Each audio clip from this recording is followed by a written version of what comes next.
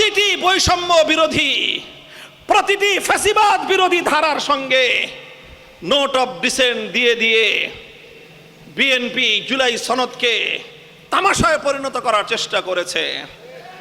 দীর্ঘ 9 মাস পর যখন জুলাই সনদ প্রণীত হলো, বিএনপির সমস্ত গুরুত্বপূর্ণ এজেন্ডাগুলো নোট অফ ডিসেন্টে চলে গেল, মূল সনদে স্থান পেল না।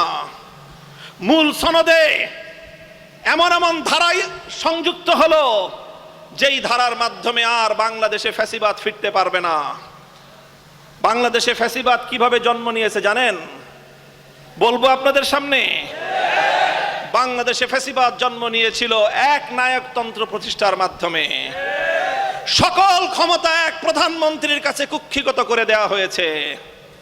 সেই ক্ষমতাগুলোকে জুলাই সনদের মাধ্যমে বিকেন্দ্রীকরণ করার চেষ্টা করা হয়েছিল। প্রধানমন্ত্রীর কাছে রাষ্ট্র পরিচালনার নির্বাহী ক্ষমতাগুলো রেখে গুরুত্বপূর্ণ ক্ষমতায় ভারসাম্য আনার চেষ্টা করা হয়েছিল।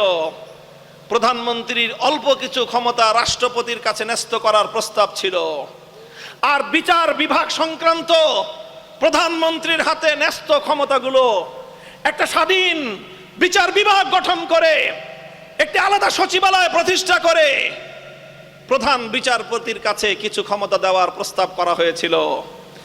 আর যেভাবে একটা দেশের প্রশাসন দলীয়করণ হয়ে যায়, যেই দলীয়করণের নির্মম এবং নির্লজ্জ প্রদর্শনী আমরা দেখেছি বিগত ফ্যাসিবাদী আমলে। কথা বলেন ঠিক না বেঠিক? ফ্যাসিবাদী আমলের প্রশাসন রাষ্ট্রের প্রশাসন ছিল না, শেখ হাসিনার লাঠিয়াল বাহিনীতে পরিণত হয়েছিল।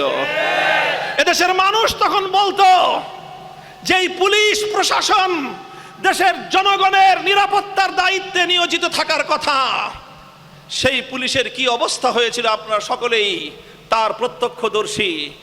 দেশের মানুষ তখন বলতো আওয়ামী লীগ, যুবলীগ, ছাত্রলীগের পরে নতুন লীগ হয়েছে পুলিশ লীগ।